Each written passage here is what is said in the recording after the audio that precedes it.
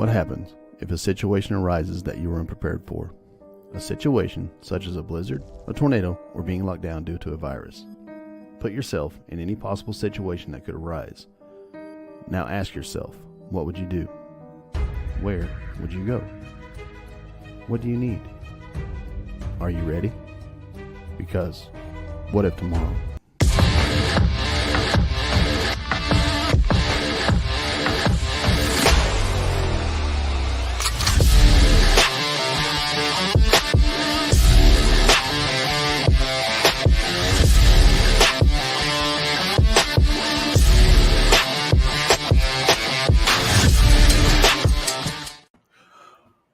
Welcome to the What If Tomorrow podcast. I'm Philip.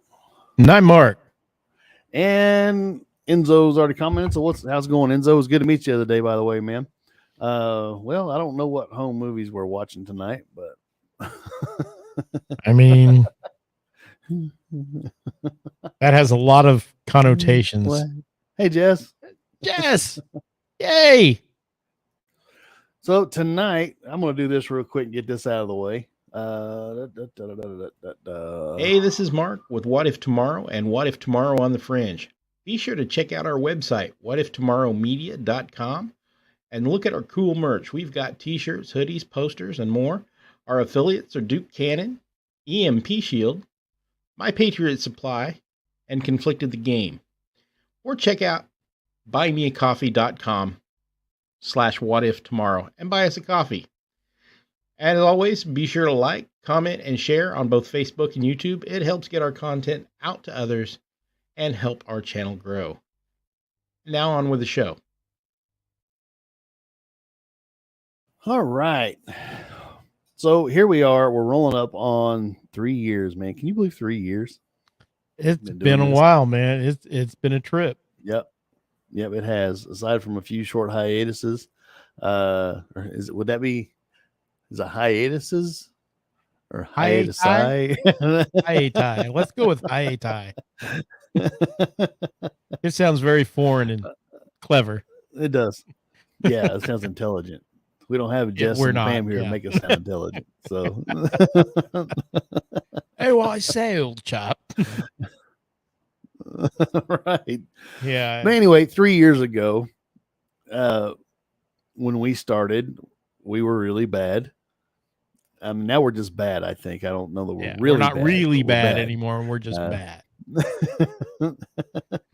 But we visited a couple of subjects. The first 2 episodes, as a matter of fact, we visited a couple subjects. We visited super volcanoes and EMPs and CMEs. Kind of talked about what to do. I mean, that's when we took ourselves too serious at the start. And we're trying to be really informative, and we're like, we're not just kind of got away from that and just started having fun with it. Where we go here? I don't know. I can't. I lost my Facebook. Oh no! Hiatuses.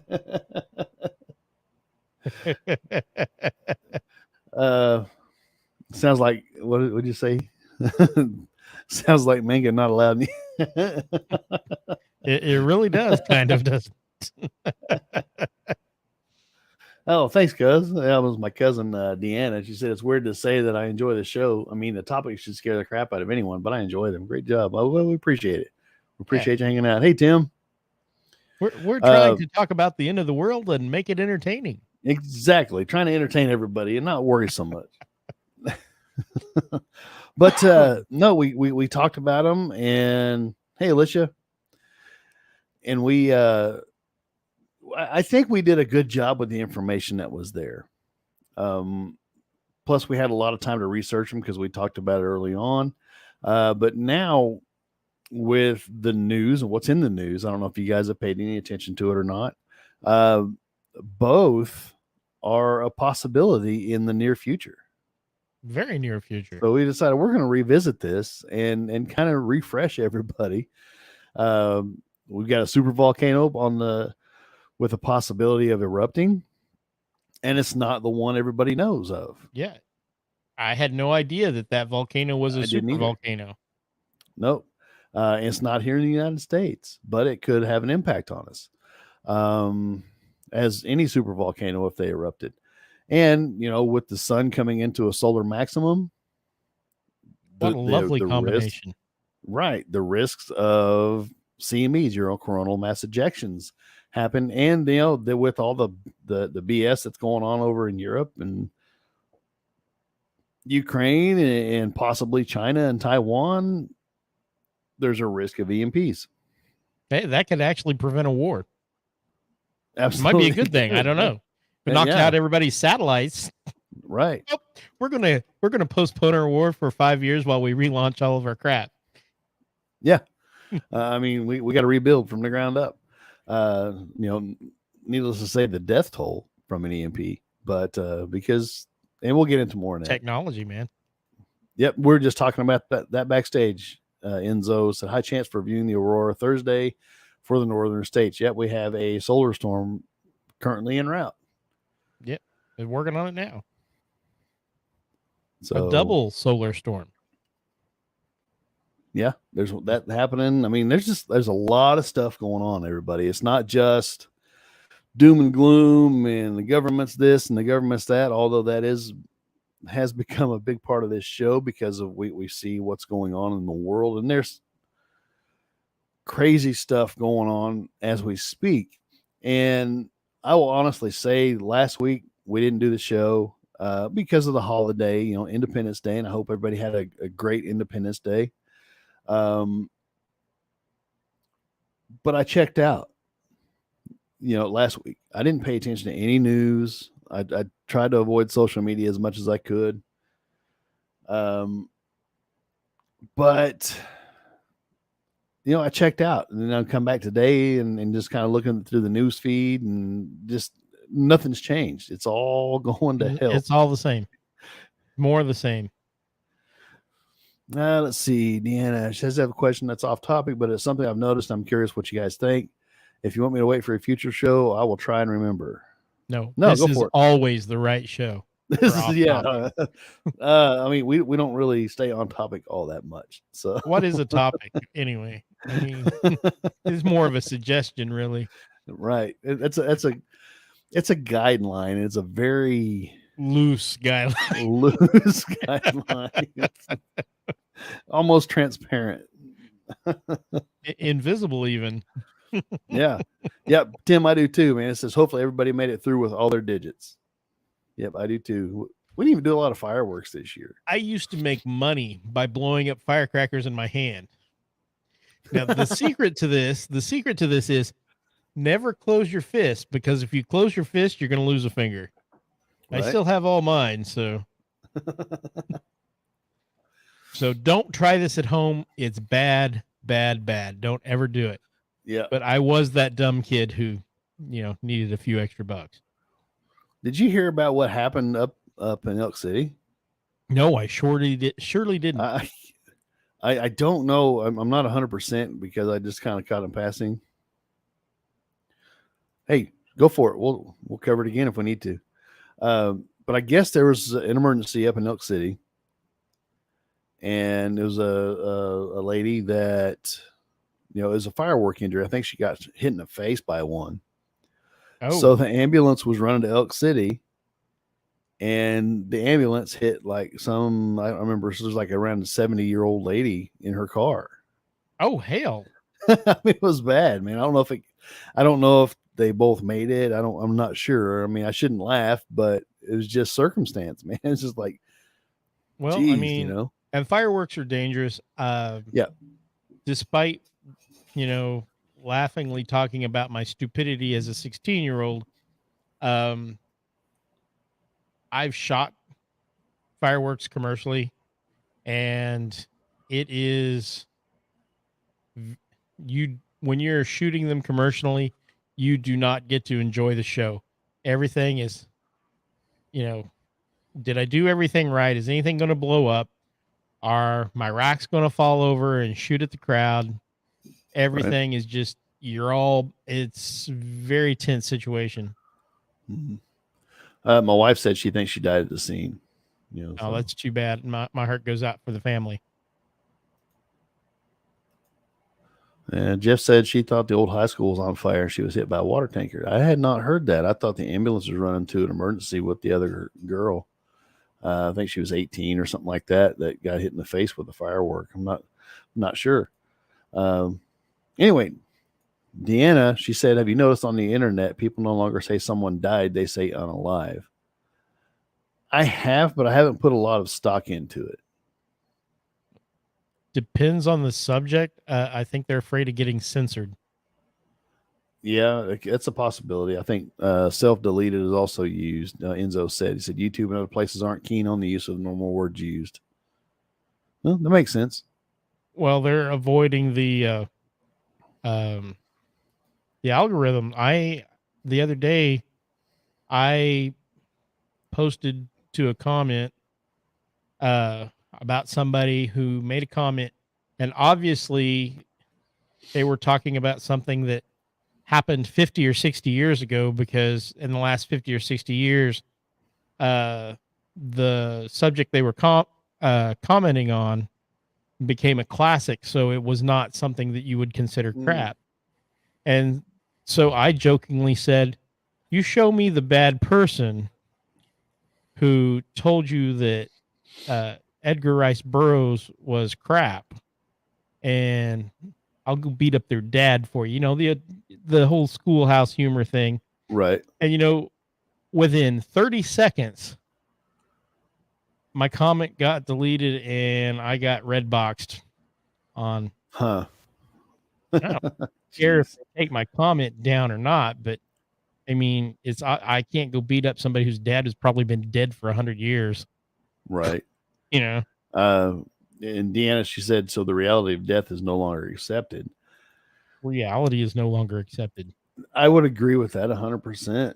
And I mean, the reality that we know, I mean, yeah, it's no longer accepted. It's not inclusive, or what word am I thinking of? You know, it's all part, you know, tied in with that ESG crap. You know, everybody needs to be accepted except for when you disagree with them. And I agree, Deanna. She said, I think it's the opposite. Yeah, I would agree 100%.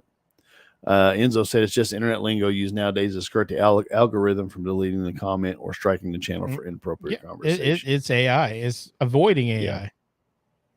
Yeah. Yeah, and I think that's a lot of BS, because, I mean, although I might disagree with you,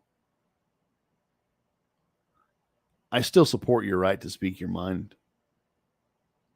You know, and unfortunately, I mean, and here we are, you know, we're streaming on Facebook and YouTube and all sorts of, we're involved with social media.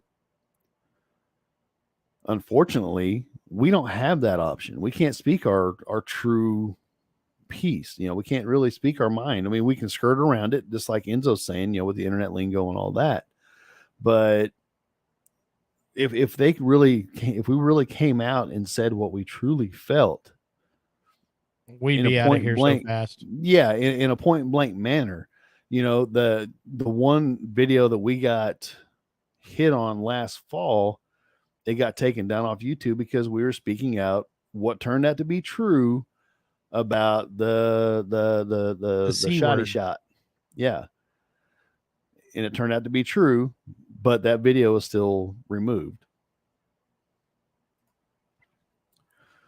Whoa, this is a deep dive here. I think the goal is that eventually people no longer die. If you download your brain and put another vessel, there is no death.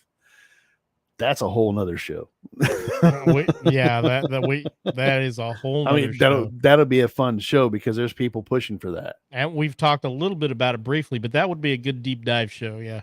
Yeah. Yes, absolutely. You know, like the video you shared about censorship. I think it's a lot of that. Yeah. And yes, Enzo, we are off topic. Yes. I don't think we ever got on topic. We never started with the topic. We introduced the topic and then completely ignored it. You know, Deanna said that's the opposite of any sanctioned religion. You're right. But what's under attack right now? Sanctioned worldwide. Religion. Yep. Worldwide. And I can jump off a deep rabbit hole on this one, but I'm not going to. Nope. Let's talk about things that go boom. Yeah. Um, so anyway, we'll jump off, and yeah, that's what she said. That's why she entered a disclaimer. So we'll jump off the super volcano. It's Italy's Campi Flegrei. I'm not real good at Italian. I'm from Kansas. It's So the Pelagian fields. super volcano edges closer to possible eruption that last erupted in 1538. This is on SciTech Daily. Now I got to do all this junk. Let's see. So basically, what these scientists are doing. Where you at, Jess? You need to get a stick and whoop us. Said according to new research, Camp Flegrei, a supervolcano in southern Italy, has become weaker, making it more likely to erupt. Using a unique model to interpret patterns of earthquakes and ground uplift, the study found parts of the volcano have been stretched nearly to the breaking point. However, an eruption is not guaranteed, and more research is necessary for accurate predictions. The volcano in southern Italy has become weaker and more prone to rupturing, making an eruption more likely, according to a new study. I just read that one, didn't I? It may have repeated itself. Yeah, I think it did. The volcano, which last erupted in 1538, has been restless for more than 70 years, with 2-year spikes of unrest in the 1950s, 1970s, and 1980s. In a slower phase of unrest over the last decade, tens of thousands of small earthquakes have occurred during these periods, and the coastal town of Pozzuoli has been lifted by nearly 4 meters, 13 feet, roughly the height of a double-decker bus. That's a lot. That is. Yeah, we will do. We'll do definitely. Deanna. She said, message me when you get into that topic. I would love to be a part of that. Jess will use any excuse to pull out the whip.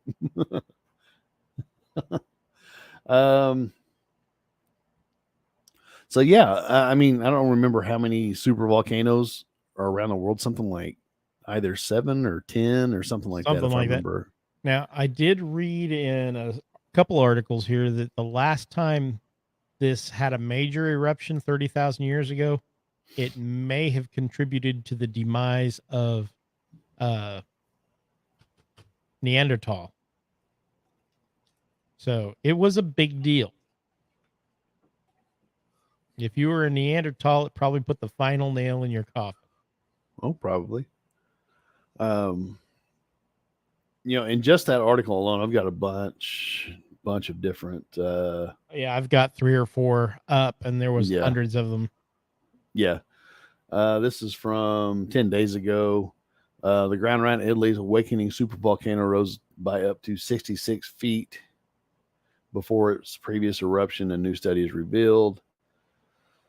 Swelled to the volcanoes near Naples, swelled to a breaking point, then burst, burying the Roman era village of Trepergole. I don't know how to pronounce that. Beneath a torrent of muddy ash and lava, and that became a new mountain, Mount Nuovo. Like I said, I'm not Italian, so with the volcano showing renewed signs of restlessness, scientists behind new study. I can't even read. With the volcano showing renewed signs of restlessness, scientists behind the new study sought to better understand what happened during the volcano's most recent historical eruption. That's another one. There's all sorts of articles out there. There's Euro News. Let's see. Yep, the amount of debris thrown out from a supervolcano will be similar to nuclear winter-style environmental effects, even if you aren't in the blast zone. Yes, sir. That's where I was going. And who knows how far that death zone goes out? Instant death zone.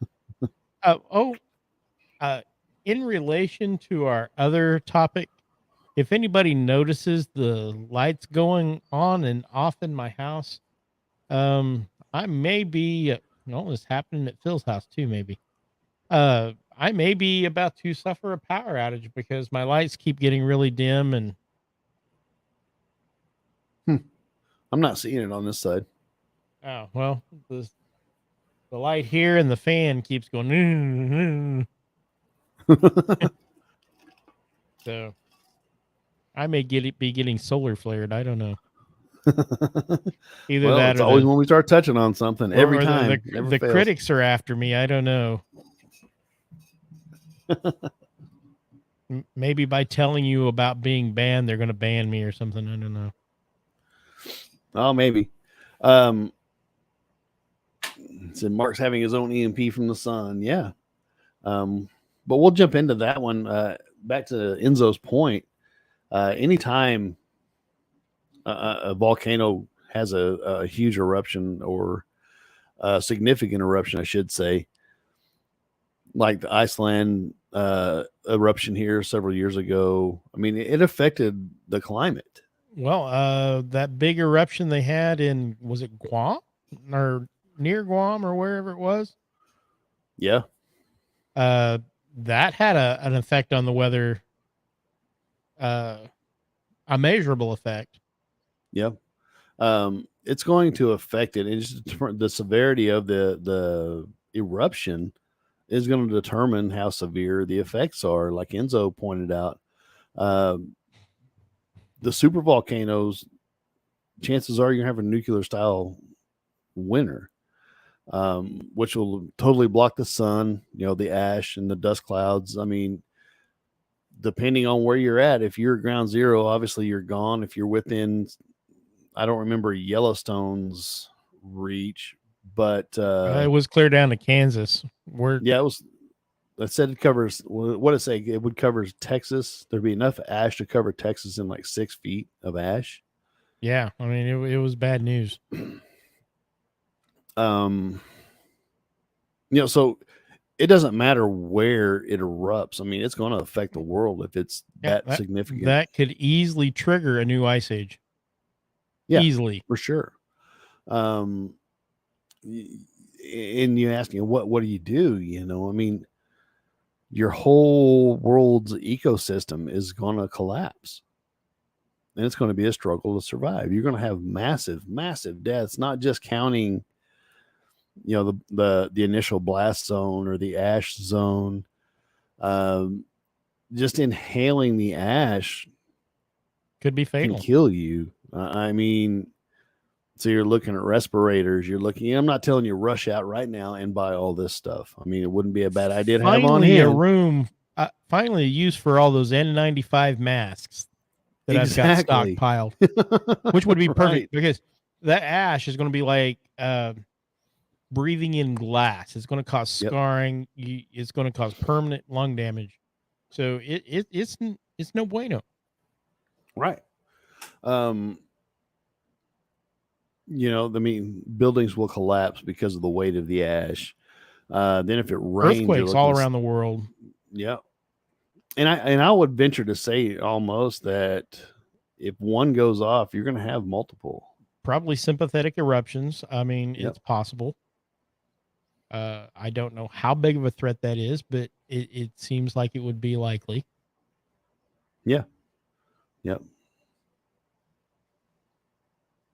My wife, she said, you wouldn't be able to grow food. We need sunlight. Yes, absolutely. If you can, maybe a greenhouse, a small greenhouse, you might be able to grow something, but everybody's life would change.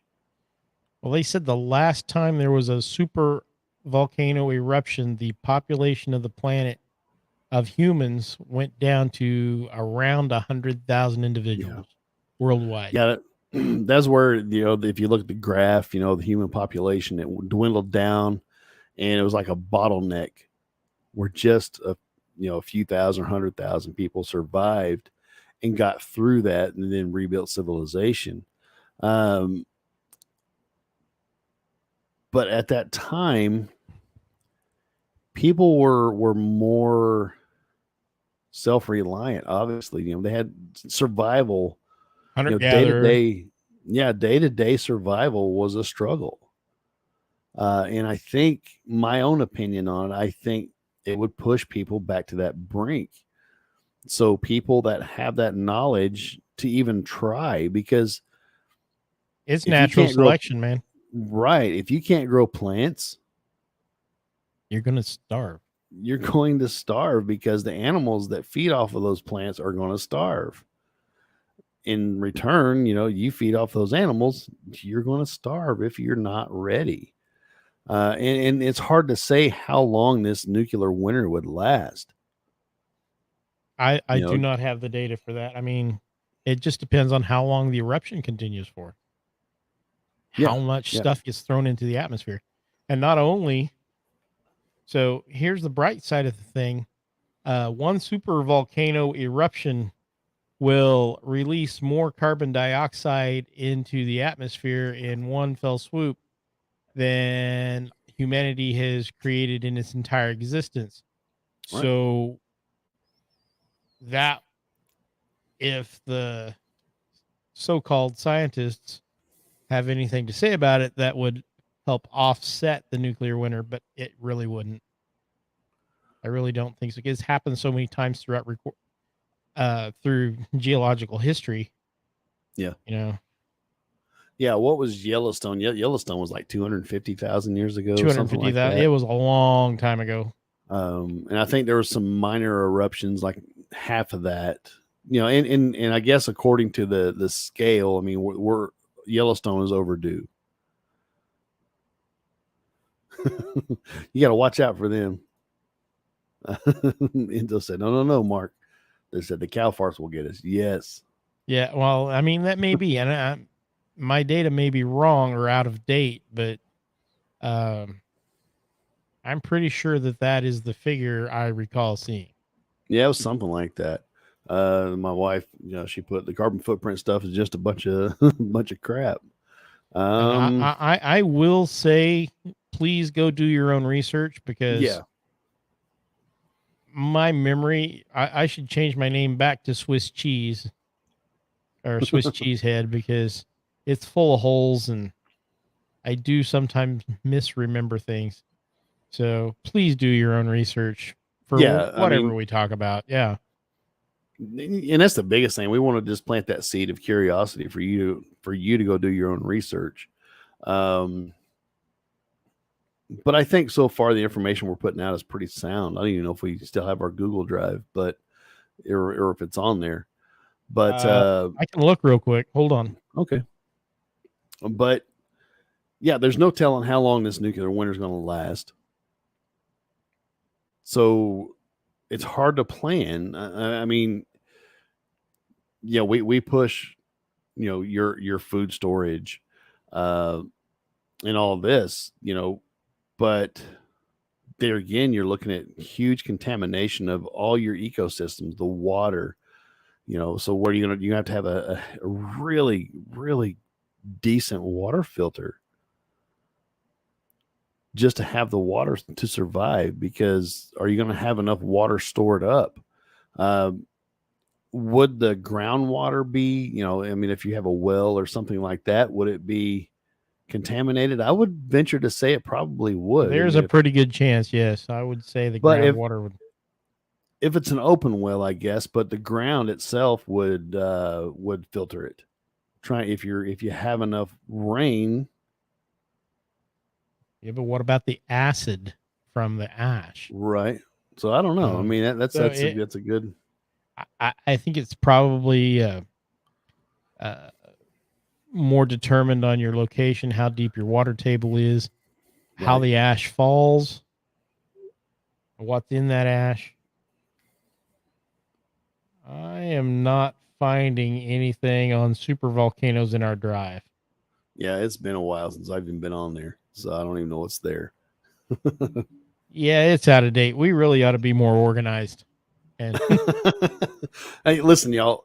If you go back and listen to the first episodes, that's probably the most organized that we've been this entire 3 and I would years. hazard a guess that the data in those first two episodes is much more accurate than what my I'm sure. memory is leading me to. Yeah, I'm sure. Like I said, the information that we shared during those first two episodes was spot on. We broke it down I believe so. scientifically, and 3 years, but I have So, slept since then. um, but really, the gist of it is, this is a possibility. This is what we're looking at right now. It's in the news. I mean, we can share the articles. I've read most of one of the articles. So what do? We're trying to rehash what we talked about in case it happens. I mean, we are not going to be in the direct ash zone, so we're not going to have to fight all that. But you're looking at like a nuclear style winter. So you got to figure out how to get your food storage. You have to figure out how to get your water clean. I mean, like I said, is that effect going to be as bad? I don't know. I wouldn't think so, because it's basically on the other side of the world. I mean, are we going to turn into Fallout? I mean, right. Rating stuff for radioactive food. I don't know that the radioactivity will be there, but so what happens? I need to save my fancy lad snack cakes. Right. Your sugar bombs. My sugar bombs, yep. Don't forget my cram. Right. But if you sit there and look and try to understand what's happening, I mean, use common sense. And that's really the gist of everything that we've talked about preparedness wise. You know what you need to survive. Right. And they're not saying that this is going to happen for sure. It's just that it's more likely to happen than they expected. Right on, Enzo. You know it. Fallout references. Oh, look on the wall back behind me. I got my Nuka-Cola sign. I'm ready for the apocalypse. I love that. Do you know somebody made that? Somebody has made Nuka-Cola. Oh, it's a novelty. I need a Nuka-Cola Quantum right now. If y'all aren't familiar with the video game series Fallout, it's basically a post-apocalyptic video game, and you're struggling to survive. You have raiders, you have irradiated food because China nuked the United States and all that. It's a fun game, and it's actually a lot scary. It is. I mean, aside from all the different animals and stuff that were mutated and all that, I don't know. I want a two-headed cow. Right. But I think what you have to do for survival in the game is pretty relative, because, I mean, there's radiated water, all this stuff. But yeah, the references we're making are items like Nuka-Cola is made with nuclear isotopes and all this other stuff. I mean, if you're curious, go look it up. I mean, you can find it anywhere. Buy the game, play the game. It is very entertaining. Thank you, Bethesda. Yeah. You may send me my check in the mail for advertising your product. Right. And it's comic. There's a lot of comical things that happen in the game, but yeah, they've made some really interesting pop references. Yeah. Yes, it is, Sarah. It is a lot of fun. But really, I mean, again, preparedness is common sense. You know what you need to survive. You need food, you need water, you need shelter, heat, depending on your climate. Yeah. So let's look at this. I mean, if you're in a nuclear winter, you're going to struggle getting food. You're going to struggle heating your home. You're going to struggle heating your home. If you're close enough, I mean, like we said a little bit ago, you got to have a way to keep your roof cleaned off, because the house will collapse under the weight of the ash. Yeah. Because it's basically powdered concrete. And if you've ever lifted a bag of concrete, that stuff's stupid heavy. Yeah, and when it gets wet, it sets up like concrete. Yep. In fact, it's the secret ingredient to Roman concrete. Right. So you got to have a way to do that. Obviously, the air you breathe, Mark alluded to the N95 mask. Yes, absolutely. You have to have a way to seal off rooms in your home. My house was built in 1885. I mean, it's not a secret. So it's drafty.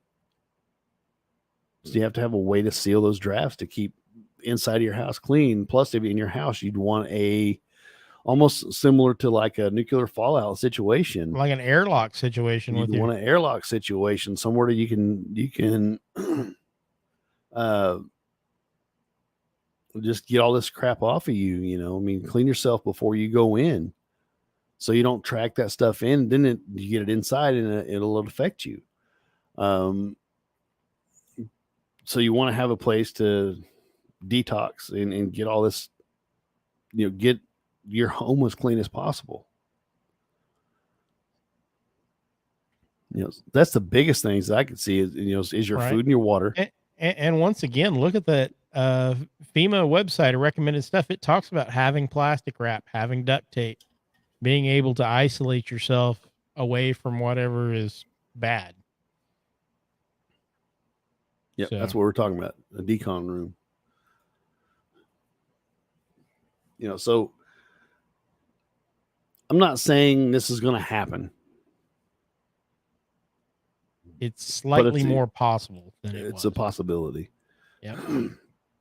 And that's what kind of brought this show back around is I just happened to cross it on the news, and when we talked to Mark, I'm like, listen, this is what's on the news. Go check it out. And he did. And he's like, holy cow, we've talked about this. I'm like, well, let's do,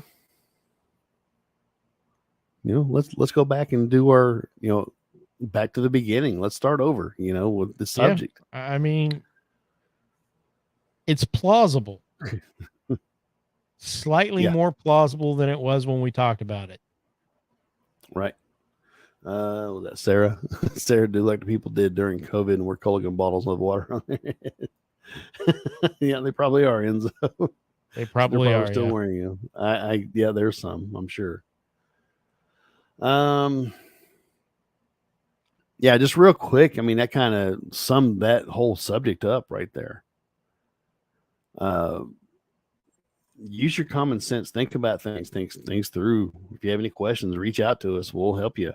If this is something that you're scared of, do your research. Yep. It's there. The information's out there. And I think we gave you a pretty good synopsis of what to do in case. Obviously you have to find a way to grow food. Yeah. Especially if you have other animals and I mean, it's going to be hard to garden out in the open air because you're not going to have the sunlight. If you still have power, I guess you could run grow lights, in your basement or anywhere else. So you can find a way, but if you're already getting contaminated, it'll be hard to find the soil unless you can find bagged soil.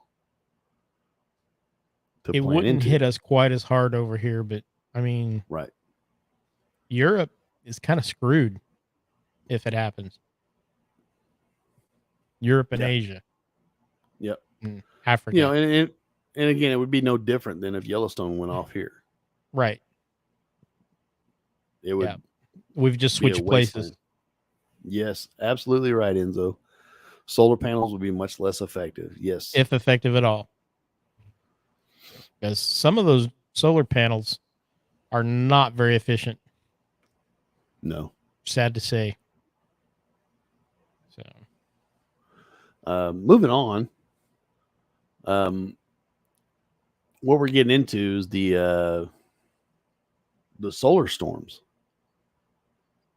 And I want to run through. I mean, this actually happened in 1859. Most people that are watching right now are aware of the Carrington event. Yeah, we've referred to it on several episodes. Yep. Real quick, just run down. There's an actual article on it.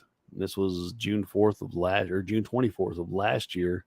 Talking about how it can play havoc with technology on Earth. Just a real quick synopsis. It says the Carrington event was a large solar storm that took place at the beginning of September 1859, just a few months before the solar maximum of 1860. So we're rolling right into one. So something to keep in mind. In August 1859, astronomers around the world watched with fascination as the number of sunspots on the solar disk grew. Among them was Richard Carrington, an amateur sky watcher in a small town called Red Hill, near London in England. On September 1st, as Carrington was sketching the sunspots, he was blinded by a sudden flash of light. Carrington described it as a white light flare, according to NASA spaceflight. The whole event lasted about 5 minutes. The flare was a major coronal mass ejection, or CME, a burst of magnetized plasma from the sun's upper atmosphere, the corona. In 17.6 hours, the CME traversed over 90 million miles between the sun and Earth and unleashed its force on our planet, according to the NASA spaceflight. It usually takes CMEs multiple days to reach Earth. So it was pretty energetic. intense. Yep. Let's see. Now, there's all sorts of stories. I'm not going to go into all of this. There's stories of miners getting ready to go to work, getting up because it was light outside when this thing hit. They got up, got ready to go to work, and realized what time it was. It was like early morning, when it should have been dark and they should have been sleeping, but it was so bright they thought the sun was coming up. Because of the the Aurora Borealis. Yeah. And again, when it hit, it burned up telegraph lines. Several telegraphs were operable without the batteries hooked up. Right, they were working without the batteries hooked up. Yeah, without because the electricity in the air was energizing the circuit. Now imagine, this is 1859. You know, think about this. That's the majority of that's the major technology of the day for electrical technology. Very what would simple. happen? Yeah, what would happen now if we got hit by something of that magnitude? Oh, it would be catastrophic. It would be worse than the volcano going off for modern humans. What if, in the worst case, both happened at the same time? Oh, gosh. I'd say the good Lord's coming back. Yeah. Think about that. How much of the items we use in daily life, from computers to our phones, our electric grid, even our water pumps. Yeah. Everything relies on electricity. Our cars. Yep, absolutely, Enzo. Enzo said all the power lines that currently crisscross our lands would act like antennas. Everything on both ends would be fried. Yes. It doesn't take much. No, it really doesn't. This sounds like a perfect opportunity to plug our partner, EMP Shield. EMP Shield, yeah. The power might not come on for a while, but if you've got one, at least the stuff you own will come back. Right. Communication system. Why shouldn't you? Right. And they got Uncle Ted as a spokesperson now. I mean, if he's got Ted Nugent, I'm there, man. Yeah. Our electrical grid obviously would go down because it's not hardened. And what's crazy, and on the same note with an EMP, it will act just like that. And I've got a map I want to share. An EMP is something that comes off of a nuclear weapon. It wouldn't take much to get it above or in the atmosphere. Let's see. Make sure I got the right one. Yep. All they would have to do, you can see this inner circle is if it was detonated 100 kilometers off the Earth, right, in the atmosphere. If ground would be zero, looks like this is pointing near Kansas City, somewhere in there. Yeah, right around Kansas City. At 100 kilometers, it would, if it was detonated like right above Kansas City, it would stretch out to what, Utah, Arizona, in a diameter of Georgia, Yeah, South Carolina, the bulk of the Western United South States. Carolina. Yeah, the bulk. 300 kilometers, it would spread that out to Very just nearly the past New continental York, Union. Delaware, nearly, out in California, the eastern parts of Oregon and Washington. At 500 kilometers, it would cover the entire United States. And this actually happened when they were testing nuclear weapons for the first time. I'm trying to find it here. I got a lot of windows open. I'm shutting down real quick.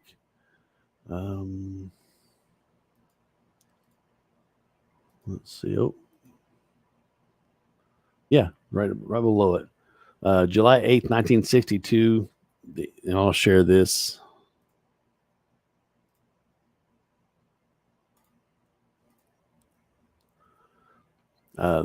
This is an EMP that was from 250 miles above Johnson Island. Starfish Prime test was one of the nuclear weapons.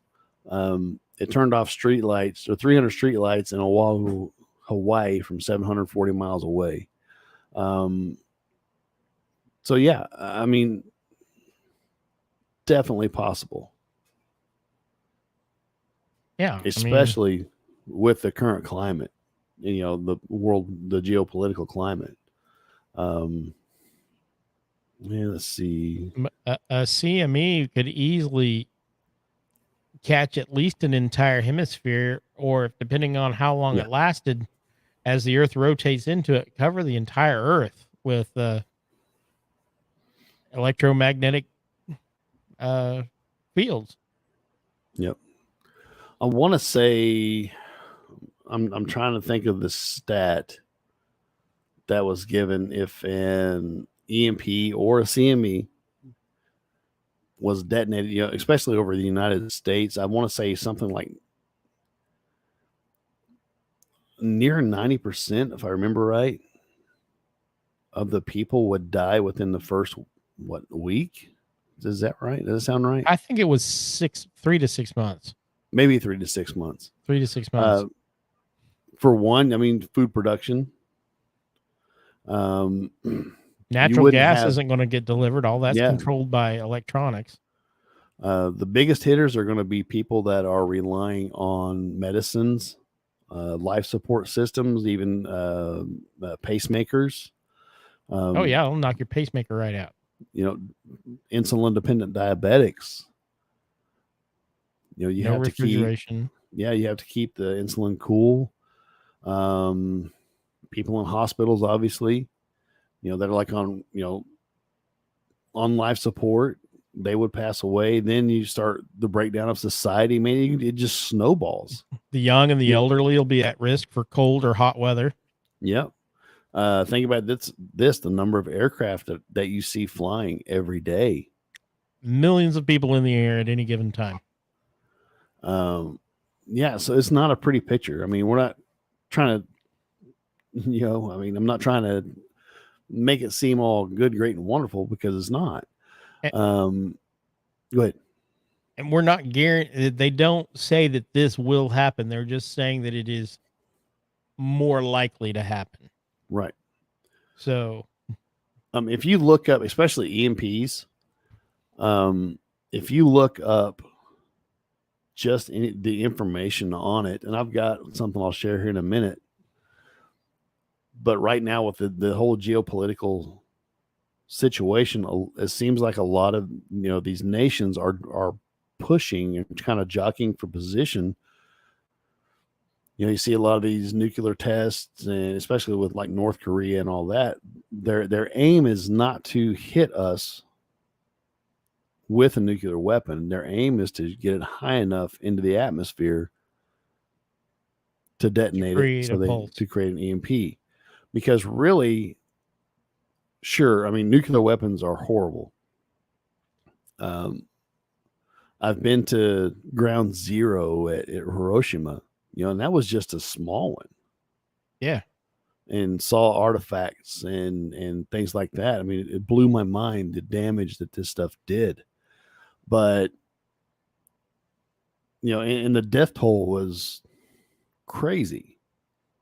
And any nuclear weapon that hits is going to be nuts, especially after the fact with the fallout and all that. But with an EMP, the death toll is going to be so much higher. And especially the longer it goes, because a lot of these places, it takes months to years to build the infrastructure to rebuild. And our infrastructure is currently compromised because it hasn't been updated in 50 years. But the tactical consideration that these countries are making is very simple. If I detonate a nuclear weapon 300 kilometers above the United States and knock out their entire grid, and 90% of the population dies within 6 months, guess what? I have not irradiated a darn thing. I can move my troops in and take over a country and all of its infrastructure for basically free. Yeah. Now, North Korea itself is not big enough to do that, but there's all kinds of countries that would be willing to move in and take over all the free land and infrastructure. All they got to do is clean up the mess. Yeah. That's the calculation that they are making. And I would honestly say that's probably the best bet, because it was even brought to Congress's attention to harden our grid and all that against EMPs, and nothing has been done about it. I know even President Trump brought it up, and I don't believe anything's happened. I think they started the ball rolling, but yeah, it got pushed to the wayside because it was just something that they didn't think we needed. I'll bet you all those people have done it to their houses. Oh, I'm sure. But whether it's a CME or EMP, the effects are really pretty similar. That's why I've kind of grouped them together. Even if a huge CME hits, our grid could go down. Communications, how many satellites are going to get nailed? We were kind of talking about it backstage. My internet, I'm on Starlink. My internet's gone. Yeah. Well, and they're saying right now, even if we don't have a massive CME that knocks out the grid, satellite communications and all the satellites in orbit are going to take a hit. Or they're going to take a hard hit. So you're going to look at internet disruptions, communications disruptions, all sorts of disruptions that you really wouldn't think. Cell phone disruptions. It could be really bad. And that's without affecting a single thing on the surface of the earth.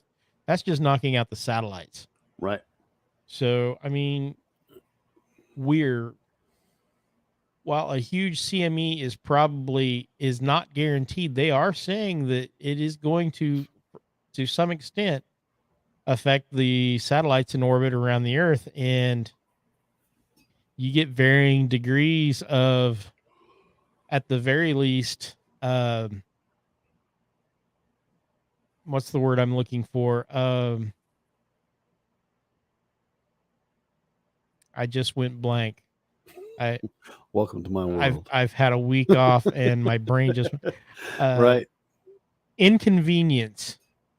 Various degrees of inconvenience. Yeah. Up to and it did. Oh, go ahead. Sorry. No, up to including massive disruptions of even financial. If they go with a digital dollar, buy money, it's done. There's no economy left.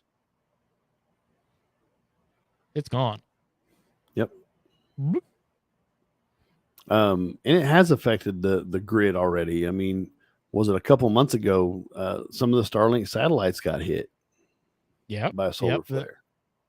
We had pretty northern lights and bye-bye satellites. Yep. This So, I Thursday, mean- we're going to lose some Starlink satellites. I hope Almost not. guarantee it. My hopefully internet not system here. can back up to good speed, but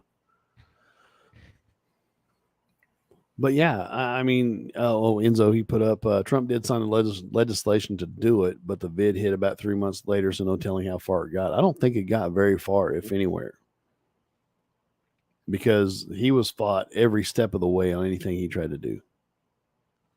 Even if it made sense or not. Yep. If you haven't read it, I would highly recommend listening to it or reading it. The book 1 second after. Then there's 2 more books of the series, I think 1 year after, and I can't remember the last one. I haven't read that one. Really good information. Really good information. So I'd highly recommend it. And it's a fictional book, but the story is sound. With preparation, all that. Now, let's talk preparation. I'm going to share this real quick so everybody can see it. And it's from the DOH, Washington State Department of Health. Website. Basically runs down, what is an EMP and how is it created. And we've already kind of talked about, talked to this. It says 1.4 megaton bomb launched about 250 miles above Kansas would destroy most of the electronics that were not protected in the entire continental United States. During the brief return to atmospheric testing in 1962, a 1.4 megaton nuclear weapon was detonated over Johnston Island at the altitude of about 250 miles. The effects of EMP were observed in Hawaii, 800 miles east of the detonation. We kind of touched that. EMP is not radioactive, but a pulse of energy produced as a side effect of a nuclear detonation or electromagnetic bomb. What are the health effects? EMP has no known effect on living organisms, but can temporarily or permanently disable electrical and electronic equipment. And therein is the problem, like we were talking. What are the effects on electronics in cars? When detonated, an EMP weapon produces a pulse of energy that creates a powerful electromagnetic field capable of short-circuiting a wide range of electronic equipment, particularly computers, satellites, radios, radar receivers, and even civilian traffic lights. Since EMP is electromagnetic energy traveling at the speed of light, all of the vulnerable electronic equipment in the detonation zone could be affected simultaneously. Society has entered the information age and is dependent on electronic systems that work with components that are very susceptible to excessive electric currents and voltages. Many of these electronic systems are controlled in the same way by semiconductors. Semiconductor devices fail when they encounter an EMP because of the local heating that occurs.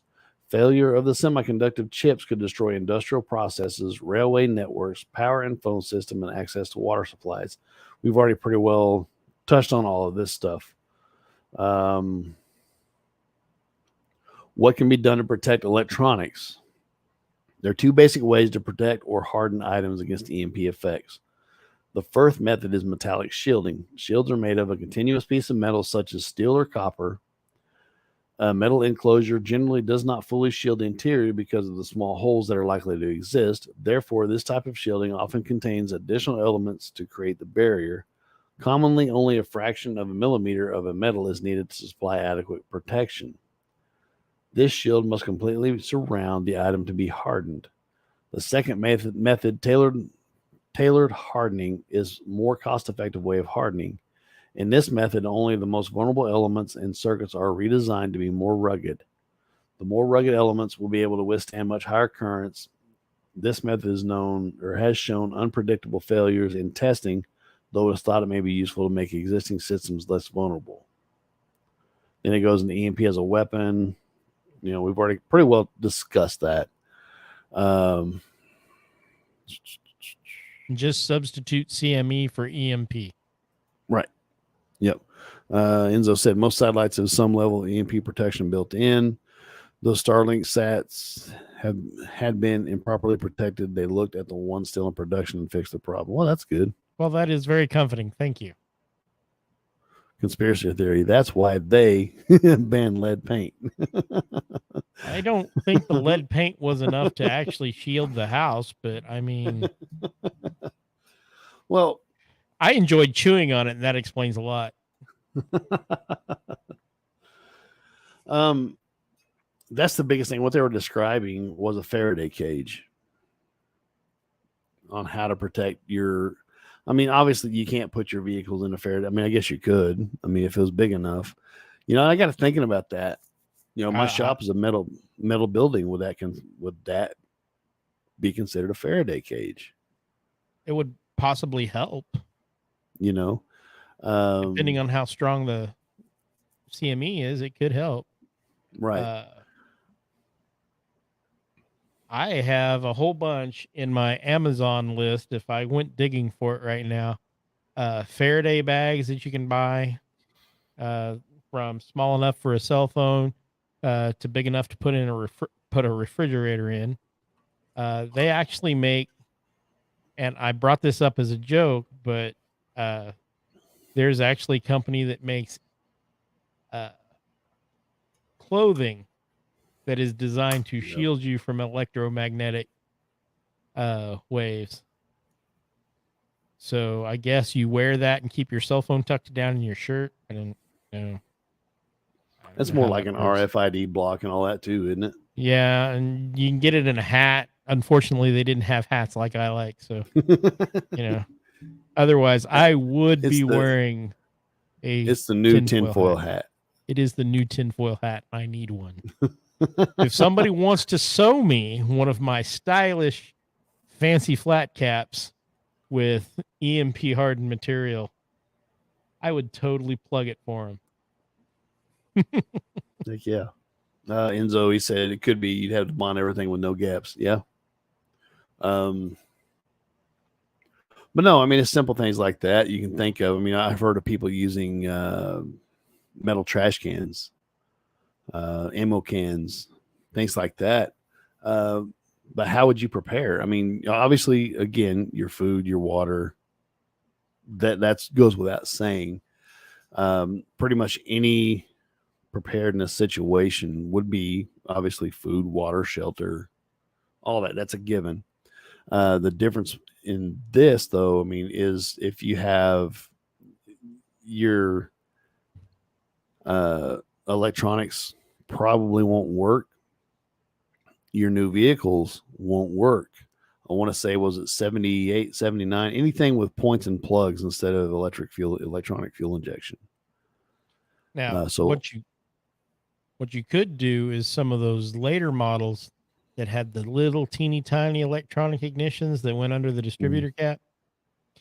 If you happen to have one and you bought a couple of those modules and wrapped them very carefully in tinfoil and sealed them, those would probably be protected. So it's a 5-minute job to replace those. I know several semi-serious preppers who have some of them put away like that. Yep. Communication. You can get some handheld radios and put them in a Faraday cage. A manual water pump or something like that. The ones we bought when we were doing our YouTube videos that you can put on the 2-liter bottles, and they have little pumps with them. You can pump water into it, and the water, filters the water. Right. Mine does that. There was others, because again, your solar stuff will probably be out. Lights, all that good stuff will be gone. So especially like an older home like me, I mean, chances are, you could have a house fire because of it. Oh yeah. Unless your house is grounded extremely well. What was I thinking here? Yeah. If they're that serious, yeah. If they're that serious about it, they've already made a gas fire truck that runs off firewood. I think those are actually pretty cool. They do they burn charcoal. They'll turn the wood into charcoal, which lets off the fumes, which ignites in the engine. And they do it. It looks pretty bad, but it works. But again, that's one of those things that life as we know it will change in a matter of seconds. Yeah, it really will. I think a lot like, man, what would I do? Depending where I'm at. I mean, I guess first thing I would do is try to round my family up and get them home, but I wouldn't recommend being anywhere near big cities or anything like that especially Right. with these two, subjects. Get away because people are going to come out of the woodworks. Yeah. They're going to And panic. really, that's why I've got a get home bag. Right. I got a bag in my truck or in my car that's got food and a little bit of water and some survival supplies in case I get stuck out from home and have to get to my family. Yeah. And I'm building one for all of my family members, very slowly gathering all the parts. So, I mean, even if you get stuck in the ditch in the winter, there'll be stuff in there to help you out. Yep. So it's not a bad thing to have, whether you think you're being paranoid or not. We live in Kansas. The roads do get slick, and it's very easy to get stuck in a ditch in the winter. So a lot of the same things you would need. Yep. So. Yeah. Enzo said, add it to the growing list of reasons to get out of the cities. Yes, sir. And that's something else to think about is if you guys are paying attention to this whole World Economic Forum stuff, they're trying to do these 15-minute cities. That'd be a death trap. Yeah. I mean, and they can lock you down. I mean, China's doing it right now. They can lock you down in these 15-minute cities. Everything you need is within a 15-minute walk. What happens if something like this happens? It's a death trap, like you said. It's an instant death sentence for almost everybody in it. Mm-hmm. I mean, yes, the technology is fantastic, but like I said, what happens when that technology fails? And we're looking at possibly a 5-year period where that's the other thing they were talking about on these articles. This period could last 5 years. Right. So the danger zone could last 5 years. So what happens to the people living in these super compact environments that depend on all this technology and electricity and all that? And it's all gone. You're trapped in your house. The elevators don't work. Even if they wanted to, the government can't help you. They will probably abandon you because that's what they do. And they say, oh, it was so sad we couldn't help them. Yep. So, y'all, I mean, get out of cities. Try to become as self-sufficient as you possibly can. That's probably the best advice that I could give anybody. Yeah. Small town at the biggest. Yep. Become self-sufficient. Create your communities. Work, build your community. If you don't have the property, find somebody that does. I mean, for the last year, you and I have really hit building a community. And it's not as easy as people might think because there's a lot that goes into it. There's a huge trust factor. There's, knowledge base. But it's not so hard. It's impossible either. Right. No, absolutely not. It's definitely possible. And there's like-minded people out there. It's just finding where you want to be at, the people that you want to be around. But that's where you're really going to have to pull in a community. If all this stuff collapses, an EMP, whether it's an economic crash or whatever, your community's got to pull together. And to me, that's the most important, because regardless of your skill set and how much knowledge you have and what you can do on your property, how much food you can grow, how many animals you can raise for food, it doesn't matter, because you can't watch it all the time. Right. Not without help. Right. Nope.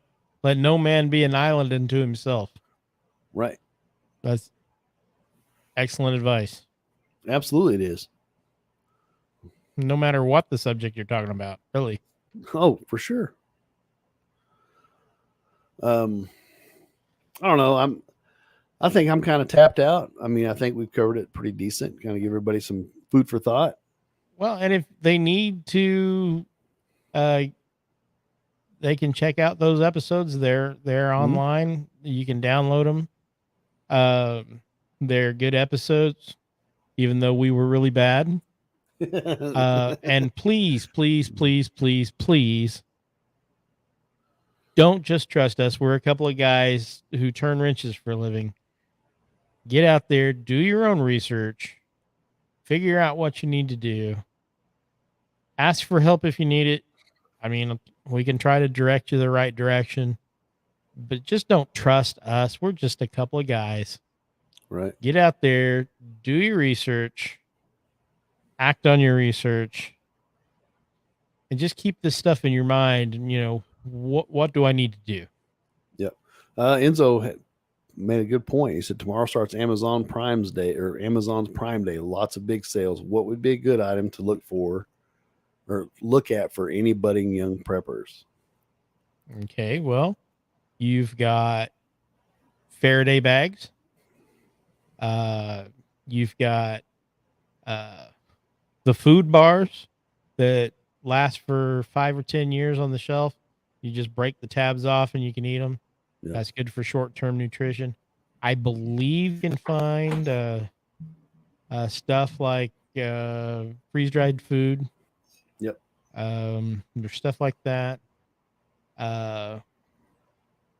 Never, ever, ever discount the value of a good knife or multi-tool. Right. I would agree with that. A good water filtration system, whether that be something you carry like a life straw. Mm-hmm.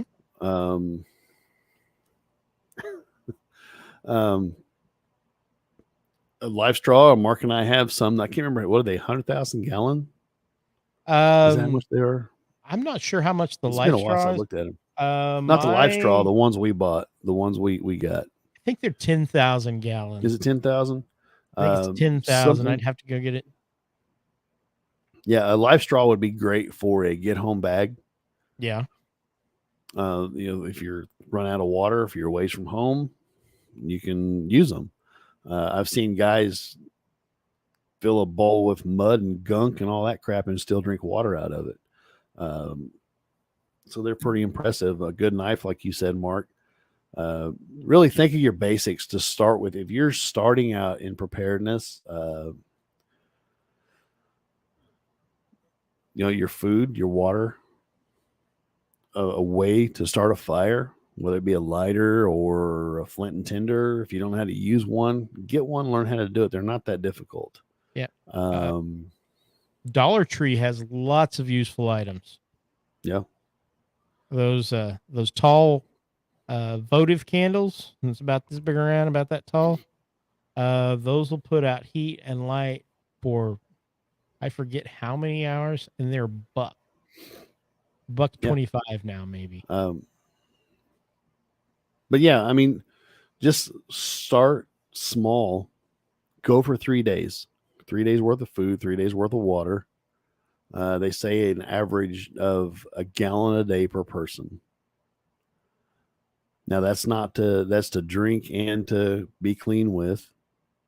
So I would recommend more than a gallon a day, but you can get by on a gallon a day, especially if you have a water filtration system or something like that. A shelter, get a tent or a little. They've got little emergency pop-up shelters if you have to. I'm just trying to think of things that are probably on Amazon. I've got a little deal about this big that has a tent, an emergency poncho, and a blanket. A sleeping bag. They're nylon with a mylar lining.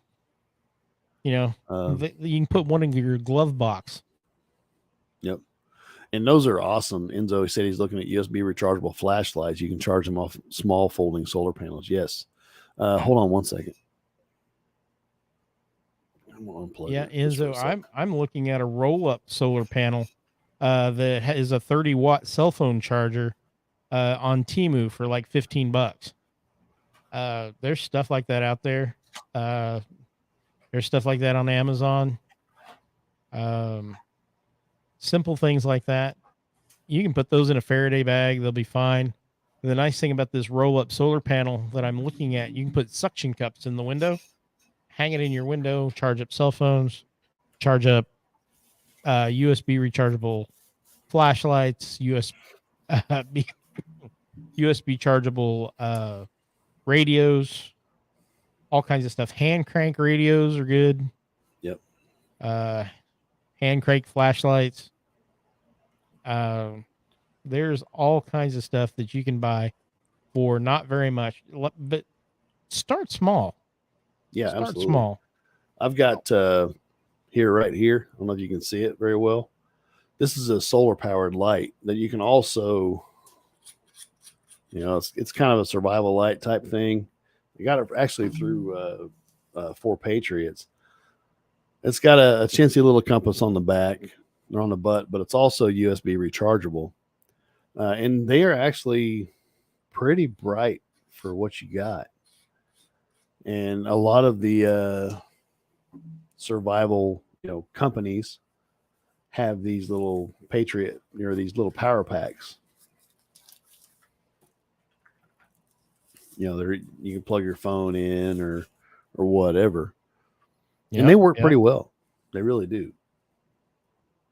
And they're relatively cheap. Yeah. So I would recommend. There's all kinds of stuff out there. It doesn't take much of a search. You guys are becoming addicted like I am to Temu. Temu has some great stuff on there for dirt cheap. And it surprises me that they actually have stuff that I would find useful. If you've got the time to wait for it to ship from wherever the hell it comes from, I think probably China. I don't know. But if you've got the time to wait, I mean, it's worth your $1, as far as I can tell. But there is so much out there. And the FEMA website, I'm not a big government fan, but they have got some good things in their list of recommended stuff for you to keep at home in case there is an emergency. That is a good place to start. And a lot of it stuff's just simple stuff. Yeah, that's really the biggest thing is start small. If you have not started, I mean, again, do your 3 days, then a week. Your necessities, food, water, some form of shelter, Light, heat. Yep, heat. A way to find a heat source. Something that works great to starting fires is dryer lint, just plain dryer lint. Oh, I've got a gallon tub of that on top of my dryer right now. We do too. I mean, it works amazing. And there's some people that really dig into it and they'll use egg cartons and wax and all that. But even flint and tinder, no. If you have a flint and tinder with dryer lint, it's that fast. Bic lighters are cheap by a dozen. Yep. Definitely. I'm not saying just go out and buy flint and tinders. I mean, have a way. I mean, have multiple ways. The whole saying, one is none, two is one. I mean, it fits. Steel wool, 9-volt battery, just like my wife said. I mean, there's so many different things you can use. But that's the biggest piece of, definitely. Hard copy books. Physical books. Yeah, they're all over Amazon, and that's a great thing to use on the Amazon deal. Get on there. Books will probably get you farther than any item. Yeah, absolutely. Because think about it. If an EMP hits, anything you have on your phones or your TV is gone. It's gone. Yeah. So physical Those little books would be Foxfire a books, great those are one. great. Yep. And there is a huge amount of books on these subjects for food, home medicine, all that stuff. All of it's on Amazon, eBay, wherever you do your shopping. But if you get on Amazon, you can find them. You get them as hardbacks. Put them someplace safe. Yep. My son has a big old set of hardback books about how to repair almost anything. Now, they were written in the 80s, but a lot of that stuff still checks. I mean, everything from home repairs to fixing your washer and dryer, rebuilding a small engine, something like that is priceless in a hard copy in case of a situation like this. So I think my number one recommendation is books. Next to food, water. Yep. Start with your basics. I mean, you can find, like you were saying, freeze-dried food or your bars, your emergency food, ramen, whatever.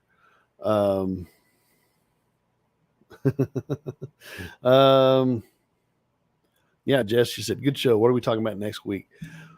We're looking at current, I guess, conspiracy theories that are more of the fringe elements.